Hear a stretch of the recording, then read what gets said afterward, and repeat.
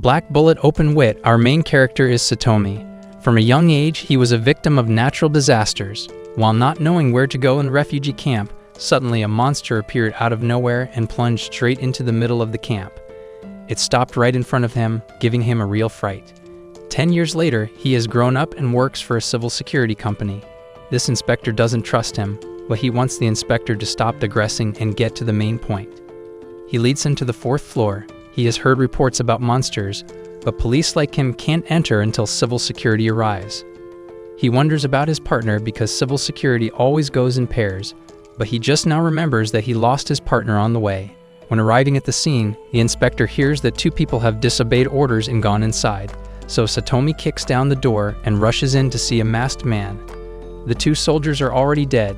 He thinks the man is on their side, but he's actually the one who killed these 2 inspectors, so he rushes to attack. People coming in from outside are all taken care of. He rushes to kick the man in the head, but even though his head has turned nearly 180 degrees, he can still turn it back to normal. He then has to leave and lets him know that he will be the one to destroy this world. He has to let the target escape and tells the inspector to clean up and cordon off the area. Meanwhile, Satomi's partner Enju has been going around looking for him when she meets an injured man. The little girl knows he's been bitten by a monster, so she wants him to say his last words. He then transforms into a spider and shoots web at Enju, then kicks her away.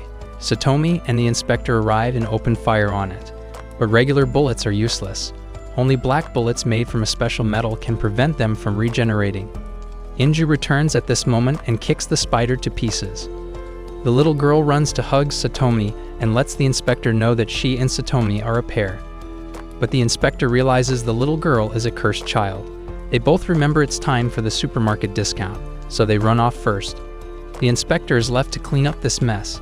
He knows children like Enju are born to fight monsters. People like Satomi are assigned to control the powers of those children, and they are the hope of mankind.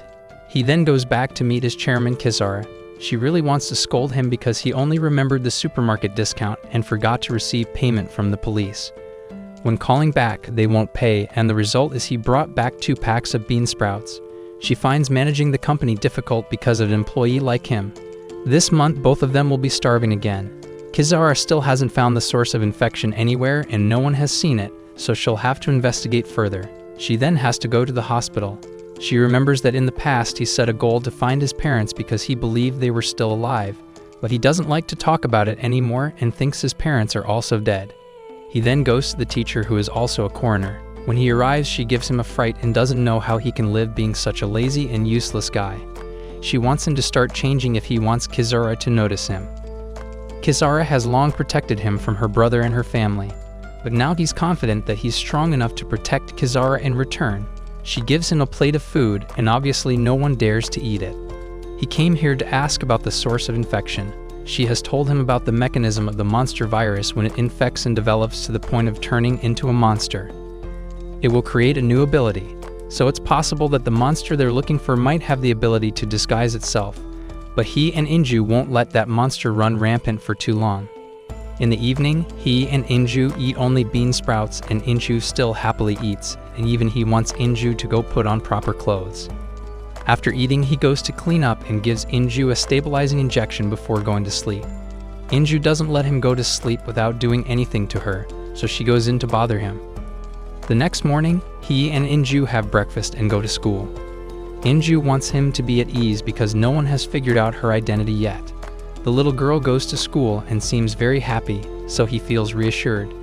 He knows the nature of cursed children is that they are children born to mothers infected with the virus, because they can prevent the virus from developing and obtain extraordinary strength.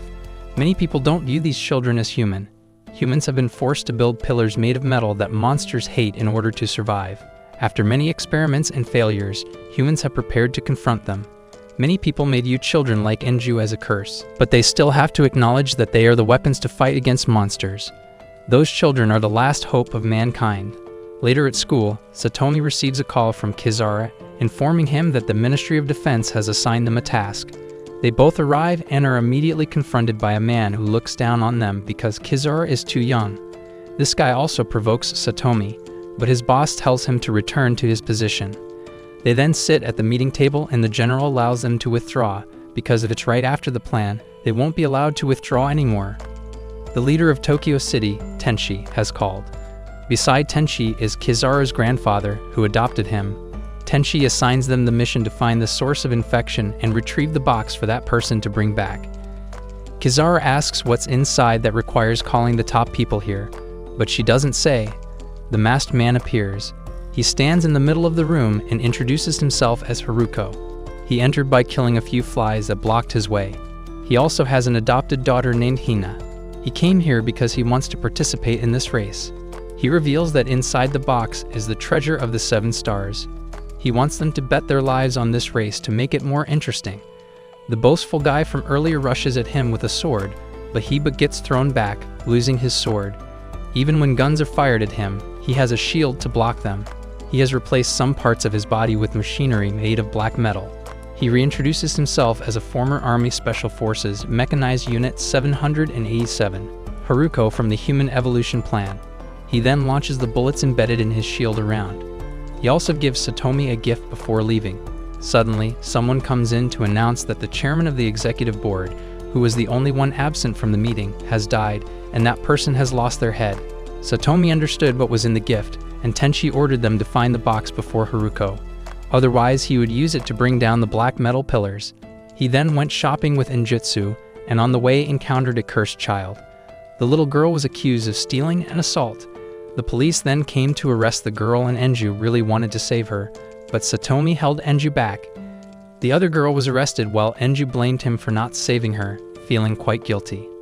He chased after them, and when he reached where the police had gone, he discovered they had shot the girl dead. He was heartbroken that not everyone views cursed children sympathetically. He then realized the girl was still alive, so he took her to the hospital for treatment. Afterwards, he left and happened to meet Haruko again.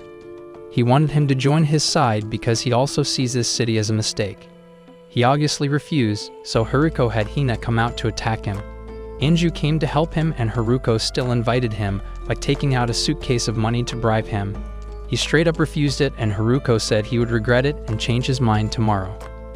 The next day, he heard that Enjutsu's identity as a cursed child had been revealed. The teacher thought he had hidden it from them, but if he hadn't, would they have allowed Enjutsu to enroll? He went home to look for Enjutsu and couldn't find her, so he went to the suburbs to search. Tenshi had tried to implement policies for cursed children to integrate, and it seems those policies didn't help this society at all. Satomi went to an underground sewer to find shelter for cursed children. A man who also sympathizes with children like him lives here and teaches the children how to control themselves so their eyes don't turn red and reveal their identity. He asked about Enju, but the man had never met her. The reason he searched around here is because this place is Enju's hometown. The man advised him to find a new partner because, after all, civil security people like him only view these children as tools. But he hates that childish way of thinking, because in a year of living with Enju, he has transformed her from a soulless person into the cheerful child she is now. He apologized for shouting and then left, and he didn't believe that Enju could leave a good person like Satomi. After that, he went to meet the teacher, and she made him realize how different his thinking was from normal people. His view of cursed children was very different from others, which is why he was so resentful. He then heard that Enju had returned to class, so he went to check and saw the girl being driven away by her classmates. No one stood up to protect her, so Satomi took Enju away and let her know that they were no longer her friends and wanted her to transfer schools. He would always be by Enju's side, even if the whole world turned its back on her. Suddenly, a helicopter arrived, and Kizaru informed them that they had found the infectious monster. They both took the helicopter and discovered that this spider had used its silk to create wings and fly in the sky. That's why many people didn't detect it, because who would think a spider could fly? Enju went down first, so Satomi told the pilot to fly lower. He swung down on a rope and stumbled. But Enju, after a few kicks, almost killed the spider and got the box. She believed that if she fought and protected her friends, they would change their view of her. Satomi then went to where the mysterious box was, and Haruko appeared and demanded to take the box from him. Enju was also forced to fight Hina. He rushed to attack, but his armor blocked it, and he gave him a shot. He also sent a shield to press him against the rocks. He had to tell Enju to run and find help. As soon as Enju ran away, he was stabbed twice by Hina and took 2 more shots from Haruko, falling into the river. He later woke up, and Kizaru was by his side. She informed him that he had been in a coma for a day and his heartbeat started again at the end of the surgery. The box Haruko took contained something that could summon a level 5 monster. Level 5 is the highest level of monsters when they are very huge and not affected by black metal columns, and their existence could cause mass extinction like 10 years ago. Haruko had escaped from the city to start the summoning process, and the government had to launch a manhunt. Satomi wanted to go stop him, although knowing he could die, he was ready for it. Kizaru showed him that Enju had been lying next to him from the end of the surgery until now.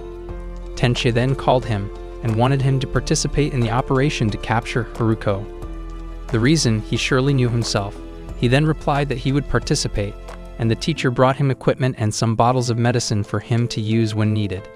He recalled when she modified his body 10 years ago. She knew it was unforgivable, but he had never resented her. He then met Enju again and set off with her. The two of them, along with other pairs, left the city by helicopter and were dropped into the forest.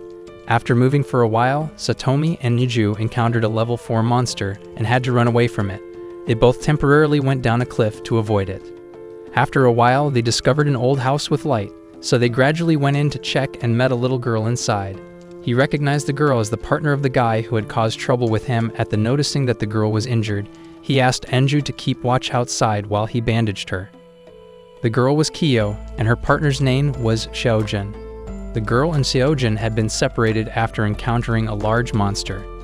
Kyo unconsciously used explosive bullets, causing her and Xiaojun to be separated.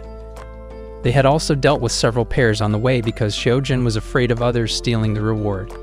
Kyo was quite jealous of Enju because Enju got to live with a kind person like him. Although Kyo had to kill people, she believed she would get used to it soon. But he reminded the girl that killing people is very scary, and even scarier when you get used to it. She found him very kind, but also very mysterious and scary. Kyo admitted that what he said was right. He had helped her understand feelings she had never known before. Suddenly, Xiaojun called to report that he had found Haruko. All three had to go together, and on the way, Kyo stayed behind and handed Xiaojun over to Satomi. She would take care of the ones following them. He ran down there and saw that Xiaojun and many others had been killed. Haruko also revealed himself, and Kizaru was confident that he would win, because many years ago, when her parents were killed, Satomi lost an arm, a leg, and an eye while protecting her, and now you've managed to punch through Haruko's armor. He immediately introduced herself as also being a former Army Special Forces member from Mechanized Unit 787 of the Human Evolution Plan. Haruko felt truly alive and fought more fiercely. The two adults then fought the two children. He still wanted he to join his side, but he repeatedly refused, so he targeted Enju, forcing he to rush to defend her and take a fatal blow from him. He thought he would die there, but he used the vials the teacher gave you. This would give him monster-like regenerative abilities, but using it meant accepting becoming a cursed person. He didn't hesitate to inject it and gain power. He recovered and punched Hina, sending her flying. He also pierced through Haruko's defense, kicking his mask off and sending him falling straight into the sea. His signal disappeared, but the bad news was that a level 5 monster had been summoned. However, Kizaru had a plan. She reminded he to look at the abandoned cannon over there. This gun had long been abandoned, but its power was such that one shot could take down a level 5 monster. Your job was just to start it up while Kizaru's team would handle the firing. But an incident occurred, forcing Satomi to go to the ammunition room to check, only to find no shells left. He had to remove your arm to use as a substitute shell. The magnetic field prevented Kizaru's team from controlling it anymore, so he had to aim manually. He then tried to target an object 50 kilometers away with one arm. He couldn't aim properly, so Enju decided to help you. Enju helped he regain your composure and then fire. The monster was hit directly and couldn't possibly survive, exploding into pieces. Enju then fell asleep inside the gun while he went out to look for Koya. He found the girl severely injured. She asked about her partner, and he lied that he was safe. The girl was about to transform into a monster, so she wanted he to help her die while still human. She saw he as the only friend she had, and she advised he that if he ever get lost in the future, head towards the light. He had to shoot to end Koya's life, and afterwards a helicopter came to take the survivors back. He then went to meet your adoptive father, who was also Kizaru's grandfather. He knew he was the one who caused the recent events, and even deliberately used Hina to make people see the danger of cursed children. He originally hated those children because that was the reason his wife died. He chose to believe in Enju and then left. He won't forget the kindness he showed but won't agree with what he did. He then left and recalled when he asked Tenshi about the true nature of monsters. She didn't tell you. He learned that to access classified information, he had to improve your rank in this civil security job. So he decided to go back to Enju and continue living with her. You'll also try to improve your rank to find out the nature of the monsters and at the same time, the reason for your birth. He then went to Kisara's place to train with Enju. The girl could now reach speeds faster than bullets, but he wanted Enju not to kick high while wearing a skirt. Kisara saw that he still hadn't found a new school for Enju, but whatever needs to be done still requires money. And conveniently, Kisara informed he that Tenshi had hired he as a bodyguard. He then went to meet Tenshi, and she informed him that the chairman of the Osaka region would be coming to Tokyo for a visit. Because your adoptive father was giving a speech in China, she needed him to work as a bodyguard. Tenshi already had a security team in place. The head of this security team, Takudo, also wanted your help, but he came here just to hear the explanation about being chosen, not yet accepting the job. Tenshi will wait for your answer. When leaving, he got lost and Takudo came to ask he to refuse the job because the bodyguard position was his. But he drew your gun in response, forcing him to leave. Security then rushed over because of the gunshot sound, so he asked them to tell Tenshi that he would accept the job. When leaving, Satomi saw a group of thugs bullying a little girl, so he went to resolve the situation. Seeing that he were civil security, they ran away immediately. He wiped the girl's face and asked about her situation, but she kept falling asleep. Through introductions, he learned the girl was a night owl type, and her name was Tina. The little girl didn't remember much about where she lived and other things, so he had to give her your number to call if needed. She called to make sure, and then remembered where her house was, so she went home. That evening, we learned that Tina was actually an assassin sent from another area to assassinate after returning home and preparing her equipment and retrieving her weapon. She was discovered by a police officer. The police officer thought she had run away from home, but Tina's master told her to deal with the kind policeman. Satomi and Enju bought some things and returned home, noticing the leftover crime scene but only paying it some attention before going home. As they were preparing dinner, a girl came and collapsed in front of your house. This girl was Miori, the daughter of the chairman of a weapons corporation. Kisara also came and asked he to make food for her, and then she collapsed too. He asked Enju to watch over these two girls because they hated each other, so letting them loose would cause trouble. When the two girls were fed, they started arguing with each other. Kisara accused Miori of freeloading and talking too much, while Miori brought up how her family's company had provided so many bullets for Satomi to use freely and completely free of charge, on the condition that he must attend her school and possibly become her family's son-in-law in the future. If he were in this situation, which side would he choose? On one side, a rich young lady with an undeniable background, and on the other side, a beautiful girl with all utilities provided. Also from a significant family, but preferring independence. Leave your opinion in the comments. The two girls took out swords and guns to play, so Satomi and Enju moved the table to another corner. And so Satomi's rent increased again. The next morning, he went to Tenshi's place to work as a bodyguard and met Chairman Osaka. She knew he were acquainted with this person, so he frankly said he was a dictator and that she should be careful. He greeted Satomi, and he was surprised he was still alive. He realized that he had destroyed the electromagnetic cannon he was planning to send to the moon. But he knew well that if he put that thing on the moon, he would use it to threaten other countries. He stated his ideals, which made he think he was completely insane. When leaving, he were glad that Tenshi didn't agree with his plan. There were rumors that he was collaborating with other countries. He used Japan's black metal to exchange for money and weapons from other countries. Tenshi had a wish to unite the regions of Japan, but now in this situation she was worried that many people would be sent here to assassinate her. And she knew it was selfish, but she hoped to work with him for a long time, because now very few people could give her a sense of trustworthiness like you. Enju then woke up and said she had a bad feeling. He then had to watch out the window. A flash of light appeared, and he immediately made Tenshi duck down. A bullet flew in, forcing he to get her out of the car. Another bullet came, so Enju stood up to block it and let the other bodyguards take Tenshi to safety.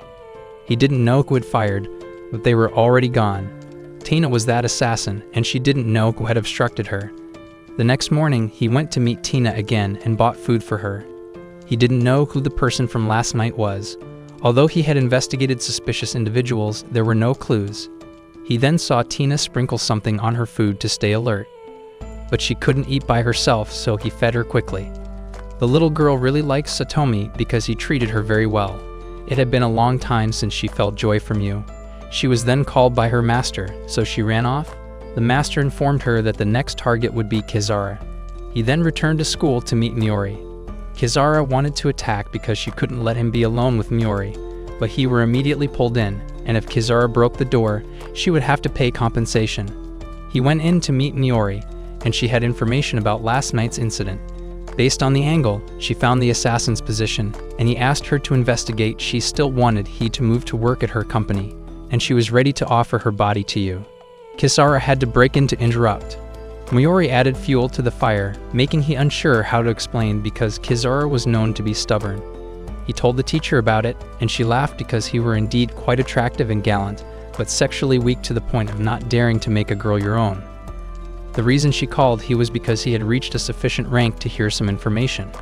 She was the chairperson of the Human Evolution Project, and that project involved 4 countries. Because the project was quite difficult at that time, and they discovered that cursed children had stronger fighting abilities, they allowed the mechanized soldiers at that time to become partners with cursed children to fight together.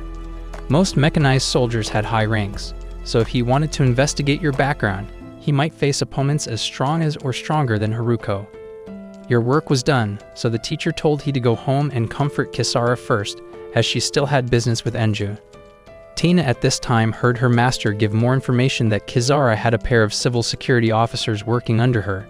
Just hearing Enju's name, she dropped the phone and her master hung up. She then went to Kizara's office to open fire. She had hidden and then rushed out to cut the gun. But she was still counterattacked and choked by Tina. She called Satomi's name, causing the little girl to hesitate. Satomi rushed to attack, and the girl was very shocked to see Satomi here. Tina had fired to chase Satomi away, but he held her back and let Kizara cut the floor. Tina quickly escaped, while Kizara was taken to the hospital for dialysis because her kidneys had long been unstable. He wanted her to have kidney surgery soon, but there was no supply. She had learned something from Miori and decided to let him hold her hand, but she was suddenly groped by Enju. There was a possibility that the recent attack and the assassination attempt on Tenshi were related, so they had to take responsibility for letting Tina escape. He also wondered about what the teacher said to Enju. Enju didn't understand much because it was all about physics and such. Kizara wanted he to stop Tina, and he would certainly do that whether she said so or not. He then had to go with Tenshi again. He wanted her to stay safe because he was sure Chairman Osaka was behind this, yet she still pretended to be naive for the sake of peace, but she was ready to accept the outcome. They then arrived at the meeting place, but were attacked again, so Satomi had to block the bullets and got injured. He took her away as bullets were still firing, so he had to tell the driver to drive into the parking garage. He let Enju go to deal with Tina. He believed Enju would be safe, but Tenshi came to inform he that she had just investigated Tina and knew Tina was a high-level mechanized soldier, so Enju certainly wouldn't be able to defeat her. But when he just called Enju, Tina was the one who answered. He then went to the hospital, and the doctor said Enju was stable, but would be in a coma for 2 days. He heard Kizara say that Tenshi still had a third meeting tomorrow evening. He then remembered when he arrived at the scene and learned that Enju had been shot from 4 different directions and 3 machine guns had been destroyed. He then went home and didn't know what to do. Perhaps he should quit the job because both Kizara and Enju had been injured, and he couldn't defeat Tina. He then met Takudo again and wanted him to make a fake plan while he would deal with and protect Tenshi herself. He then went to meet the teacher and asked her to use her knowledge about mini aircraft to help he fight Tina, because he wanted to work to raise your rank and learn about the secrets of the world. He then left and called Miori, going to her place to train. He had a mechanical eye that helped he process information faster, but the results showed that your current speed compared to Tina's was only 1/6 of hers. That night, Tina had planned an assassination, but the little girl saw that the position seemed suspiciously obvious on purpose. Tina then left and hoped Satomi wouldn't come, but then the harsh reality made Tina and he face each other. He would try to defeat Tina at all costs. He then dodged bullets from afar and rushed into a building to hide. He saw unmanned aircraft and shot them down. Murray called to inform he about those remotely controlled machine guns. He were discovered, so the guns aimed at you, forcing he to hide. Murray informed that there were a total of 5 guns around 3 buildings. Tina was likely in the middle building. He had gone up to a higher floor when he encountered 2 unmanned aircraft. As soon as they scanned you, he shot them all down. He went up to the rooftop and then discovered Tina up there, so he rushed and jumped up there. He saw that Tina had left her gun here, as Moore reported that Tina was near you. While paying attention to the radar, Tina jumped down from above to attack. The girl gradually overpowered you, and just as he were about to pull out a bomb, she sent unmanned aircraft ahead and threw a knife to detonate it, blasting he into the wall. He then noticed that the bomb didn't seem to explode. As he were about to give up, Inju's voice urged he on, and the stun bomb exploded, temporarily blinding Tina. He took the opportunity to defeat the girl, and Tina wanted he to finish her off, but he took her outside. Tina believed that her only purpose was to fight, and he had taken that away, so he had to take responsibility. Suddenly, Tina was shot by Takuto. He had someone restrain he to finish off Tina, but Tenchi arrived to stop him. She had left the meeting and wanted to know what Satomi desired. He wanted power to protect those he cared about, so she promoted he to level 300, higher than Takuto's authority. He shot his finger and forbade him from touching your people again, or he would shoot him for treason. A few days later, he heard that Chairman Osaka had left, and there was no evidence of his connection to Tina. He then returned to Kizara's company to find that Inju had recovered, and she had also hired Tina because now Tina had nowhere else to go. Tina hoped for your help, but he said directly that he wouldn't take responsibility while she was here. A few days later, Satomi became a teacher for children outside the town. The kids constantly suggested that he and Inju had planned a wedding and such, but he only saw Inju as a house guest. The kids asked similar questions about he and Kasaya, but she denied that she and Satomi were lovers. Henshi later came to visit, but her main purpose was to find Satomi to report that monsters were eroding the black metal block protecting the town, but they could create a replacement in 9 days. However, in just 3 days, the block would be destroyed, and the monsters would invade and destroy the city. She needed he to form a civil security team to fight and buy time until they could replace the black metal block. In the evening, he saw 2 girls waiting for he at home. Tina had made dinner, pizza, and she couldn't make anything other than pizza. At night, Inju went to sleep while Tina talked with you. She knew about the impending threat to the city and decided to follow he to fight. He didn't know how to deal with the monsters yet, so he would probably have to recruit more people. Tina would fight with he because he had saved her life. The next morning, Kizara came to pick up Tina, but he couldn't find her. The girl then emerged from under the blanket, grateful to he for teaching her some new things last night. Everyone misunderstood, and Kizara called the police immediately without defending you.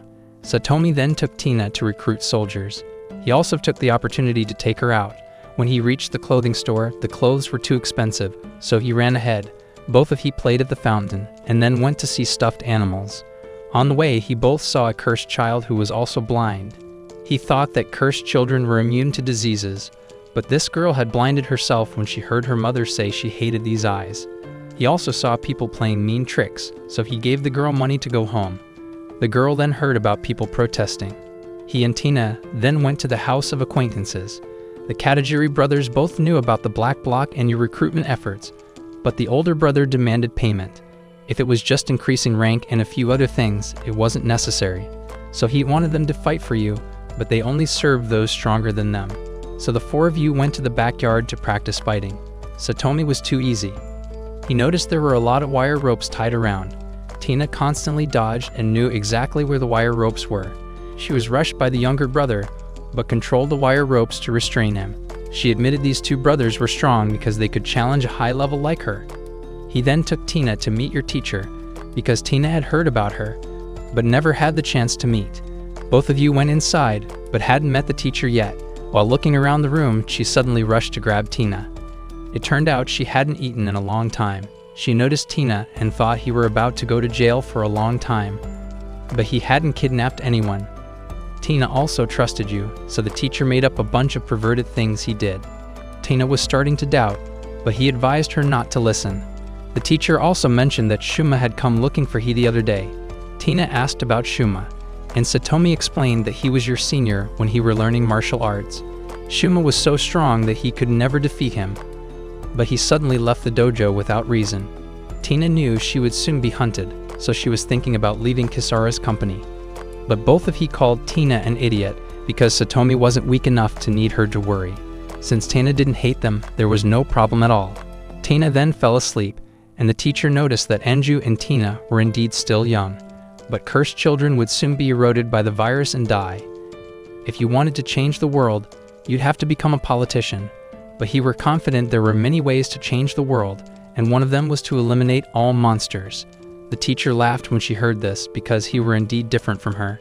He had a very pure soul. The teacher then opened some secret documents for he to see, and the information that was supposedly deleted was still here. But someone had locked it so no one could access it.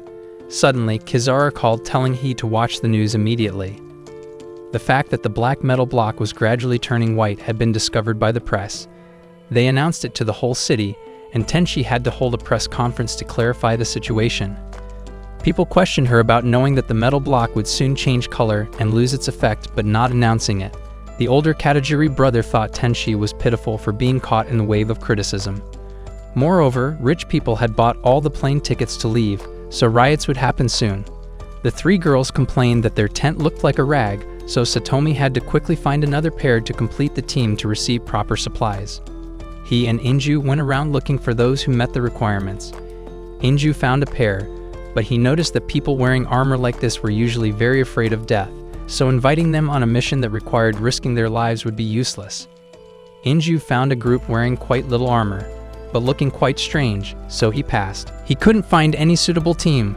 Both of he then discovered a group gathering over there, so he went to look and saw that the armored guy had been stabbed to death there.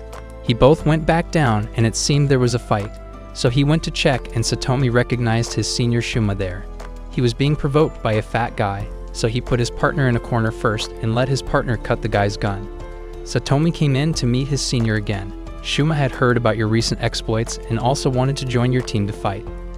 He asked if the dead armored guy over there was Shuma's doing, but he didn't know anything about it. That evening, Shuma introduced himself to the Katajiri brothers. His partner was Fuse, who was cat-like. The reason she wore this hat was to hide her cat ears. Now their group only had 6 people, but Satomi wanted up to 10 people to be complete, because 10 people would be easier to support each other. Suddenly, Kisara also arrived and she wanted to meet with Tina. Tina's rank was currently being revoked, but Kisara had come to beg Tenshi and Tina would be allowed to continue fighting. She was also surprised to see Shuma again, but Satomi had pulled her outside. He thought her illness was still there, so he hadn't let her fight yet, but Tina also came to ask on Kisara's behalf, and she also used her position as chairman to order you. Suddenly, someone came to report that the commander requested an assembly. The commander introduced himself as Gadu and began to read a speech to raise morale, while explaining their plan to escort the team installing the new tower. But he raised your hand to suggest that if they needed to escort the installation team, why not move the camp closer to that area to deal with contingencies more easily? But he would only support if the replacement team requested help. Your opinion was almost rejected. When he returned to your group, he sat in a corner feeling discouraged. He wanted to know if Kisara really wanted to fight with you. You were very afraid that something would happen to her. But she also didn't want to just sit and pray while he put yourself in danger. The two he sat looking at each other and Satomi was about to express his feelings, but was then interrupted by Tina. The others also followed and thought the two of he were being romantic in the middle of this situation. Satomi then introduced himself again with the whole group. He thanked everyone for lending him their strength to rebuild the black metal block. Inju thought that now the group was almost complete. They could recite a slogan to boost morale. The next morning, he and Kizaru went to teach the children again. He wanted the whole class to write their future dreams on paper. No one could think of what to write. Satomi felt that doing this might help them forget some of the tension from the metal weapon. The uncle also thanked both of he for coming to teach during this tense time. Inju then brought up her paper and wished to be Satomi's wife. Tina also submitted her paper with a similar wish. Time was up, so he asked the whole class to submit their papers, but still no one was finished. So he asked Kisara how much money was left, and decided to take the whole class on a field trip. He took the children by train and led them to the statue of the Origin Flame. In the past, the city had been attacked by monsters twice, and after winning the second battle, this statue was erected to commemorate the victory and remember those who sacrificed. The children had heard about the memorial festival that the city holds annually and worried that they wouldn't live to see the festival. But the reason he brought the children here was to motivate them to trust he and the government to protect them. He and Kizara would also fight to protect your students, so the kids suddenly gathered and decided to accept you. They all decided they would be your wife in the future. Inju and Tina had hugged he to claim he exclusively. But others also rushed to hug Satomi. That night, when everyone had gone to sleep, Kizara came to find Satomi and wanted to take a walk with him. She led him to the metal block, and it had been eroded excessively. This block would need to build small blocks from afar and bring them here to assemble. But what if the monster spits out corrosive fluid again? But it seemed that since the metal block malfunctioned, that monster hadn't been seen again, so he suspected it needed to recharge its energy. So he asked Kusara to investigate. She then went to lie on the grass and wanted Satomi to lie with her. She admitted that she was very happy, because having you, Inju, and Tina at the company felt like a family. But that happiness could very well end, which made her very worried. He swore to protect her, and that he and the two girls wouldn't go anywhere. He had held Kisara's hand, and she noticed that today was almost over, and in just 2 more days, that metal block would be destroyed. The next day, the city was much emptier as the shelter had been built, but only 30% of the population had space, so people were suspicious of this evacuation plan. Satomi was walking on the street when he saw the blind girl from before being bullied, so he ran to help. The girl apologized to Satomi because she had promised him she wouldn't do this work anymore, but still did. He then told the others to go away and fired a shot. He had helped the girl and wanted her to go home this time and not come back here again. The girl touched her face to write what he looked like. That afternoon, when he returned to the camp, he heard that Kizara wasn't happy teaching today because without Tsutomi, none of the kids accepted her. He tried to encourage her, but it was useless. The older Katajiri gave Kizara a stack of papers that someone had sent today. This was the investigation result about the metal block as she had researched. She discovered something and immediately threw the stack of papers into the fire. Satomi tried to retrieve it and saw that it was related to Kizara's family. Satomi continued to teach 1 more day to say goodbye to his students. The Katajiri brothers thought he would only bring more trouble as he wanted to have responsibility for them. He went to Kizara's tent, and Tina was about to wake Kizara up. But he wanted both of them to go later if they wished.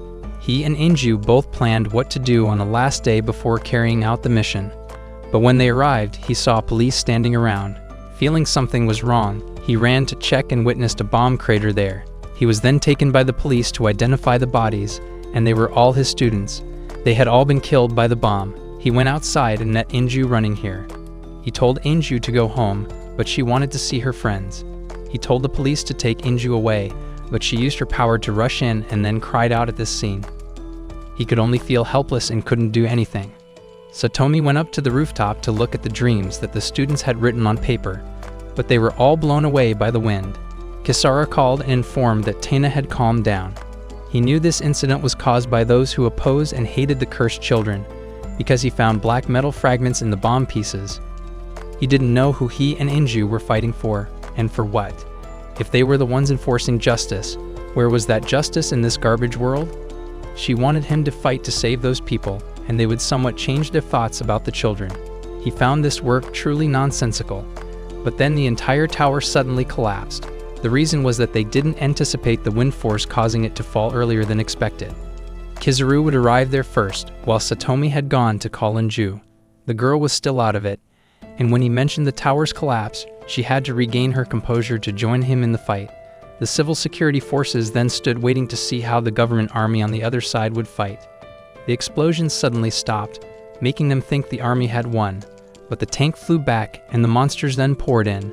Satomi's group discovered a flock of flying monsters that could potentially flank them, but leaving their position now would be considered insubordination. However, the entire group only followed his direction. His group thus abandoned their position and ran into the forest to attack the monsters inside. Everyone coordinated well and supported each other to ensure no one was in danger. He and the group later returned to the battlefield, but the monsters had now swept through everything, leaving nothing behind. The remaining people had also been rammed by the monsters. He saw the commander standing up there. He went over to ask and learned that everything was over. Among the monsters, there was something called the Spear of Light. He and his associates, though dead, were still holding hands, and now he fell down and straight into the monster's mouth. Afterward, he also witnessed how terrifying the spear of light the commander mentioned was. They shot all over the battlefield and destroyed everything they shone upon. The monsters then suddenly turned back and retreated. All that remained after the battle was just ruins. Half of the troops had died. As for the monsters, even if they died, they could still reproduce.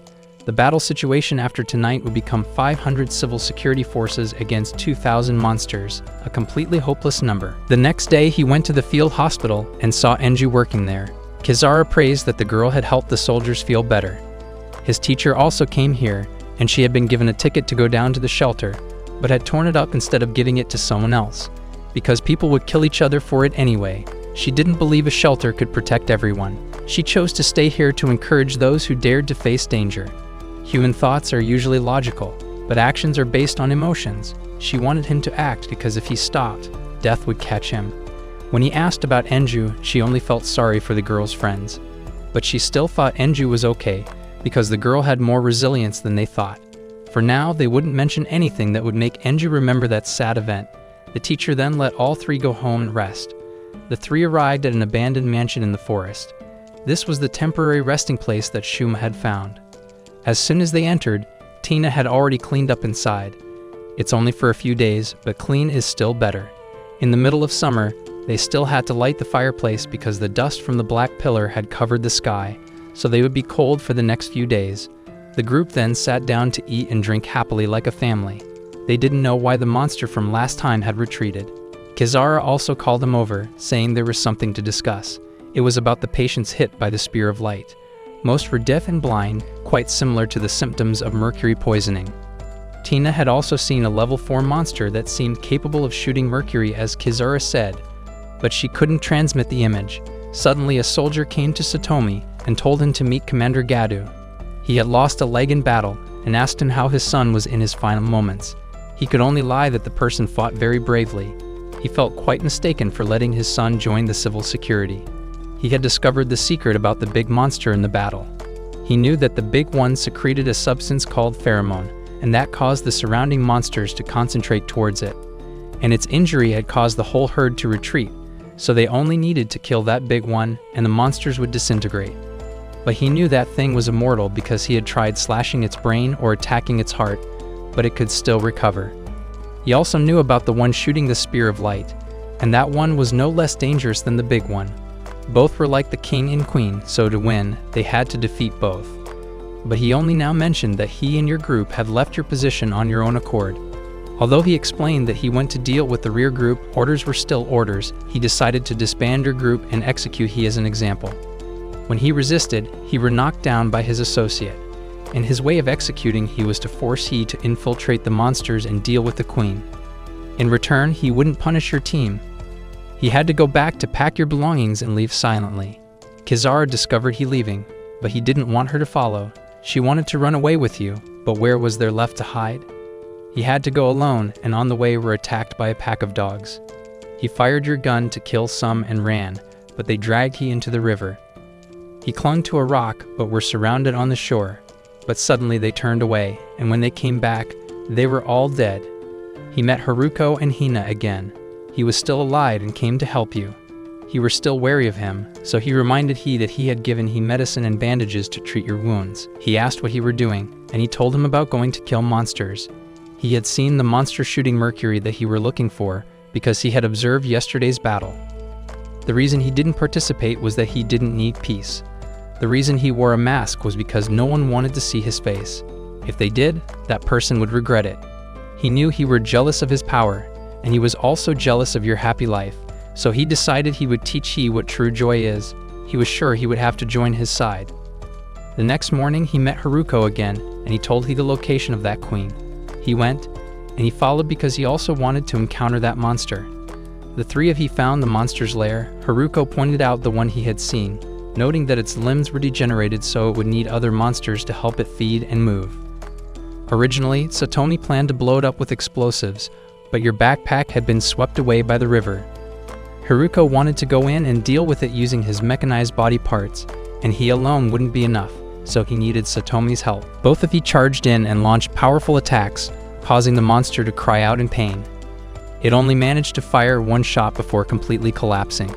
The small monsters were alerted and ran around in disarray. Satomi suffered complications from his wounds and was rammed, but Hina came to rescue him. The three of he hid in a corner and discovered the big one was also in this group and fleeing. He ran to report to Tenshi to send out planes because he had dealt with the queen. She sent out jets to fire missiles at the monsters. It knocked down the planes. The king, though its head was smashed, was still immortal as Gadu had said. The battle afterward was again fierce, and when he returned to the camp, most of it was in ruins. But Inju was still okay and rushed to hug he because he had left alone. He also met Kizara again, and she informed he that he would be the new commander since Gadu had sacrificed himself. He went to see Gadu's body and honestly said he didn't hate him. The people down there were causing trouble with Haruko because he had beaten some people in the camp, but he simply responded to their challenge. Satomi thought it wasn't the time to argue, but they should think of ways to defeat the monsters. Haruko decided to closely observe your leadership abilities. He later met Shuma again and asked where his partner Midori was, and were taken to the infirmary. The girl had been injured while helping someone else. Her sensing ability had been taken away by the poison, and her rate of erosion would soon exceed the warning level. He then visited Midori and listened to her talk about her life. The little girl also noticed that Kizara had a rather large destructive scent and could easily get lost in the darkness. But if Satomi became the leader, she believed Kizara would be fine. Midori then excused herself to go to the bathroom. Satomi couldn't follow her, and after a while he went with everyone to search. But he only found Shuma standing in front of Midori, who had died. The little girl had chosen death to avoid being a burden to everyone. Shuma said he and Midori were very similar, and he hadn't actually left the dojo but was expelled because he had customized the strength of the martial art. It was now more suitable for civil security work than continuing at the dojo. Satomi wanted to apologize, but Shuma believed the fault lay with the monsters, so if he wanted to do something, he should destroy that monster king for him. Shuma had encouraged his spirit and wanted Satomi to succeed. The next morning, he put on the commander's uniform and went to meet the other civil security personnel. They didn't want him as commander and wanted to run away, so he stepped down and stabbed one to make a point. When they retaliated, Haruko blocked for him. He declared that if anyone intended to oppose or run away, he would skewer them all, because he wasn't as kind as Gadu. When Kizara questioned his actions, he argued that everyone was afraid of monsters, so he had to make them fear him more than they feared the monsters. Although he knew no one would like him, at this time he didn't need that. Kizara would stay by his side even if others opposed. Gadu's associate thought he was becoming a dictator, but he believed he couldn't be like Gadu because the two previous losses were due to him. When the little girl threatened to skewer him, Shuma stopped her. He wanted the girl to cooperate with him. She didn't serve two masters, but Shuma only needed her cooperation in the upcoming battle. Many helicopters then arrived, and their owner was Muri. She was called here by Satomi to be a strategist, because now no one else was willing to help them except Muri's family. She knew that in half a day, the Monster King's horde would arrive, and she brought a bomb that could completely destroy that monster. But it was mandatory to make a hole in the monster's body and throw the bomb in, then wait for it to recover before detonating. And the only person who could penetrate that armor was Satomi. Muri proposed moving their camp elsewhere, and the place they moved to was the statue of the Origin Flame. When they arrived, everyone was prepared to welcome the monster. Satomi saw Inju standing alone over there, and the little girl was remembering when friends gathered here with Satomi. He had forgotten that bringing Inju here would make her remember the pain. He tried to encourage Inju that there would be a time when she would decide whether to save this world or not.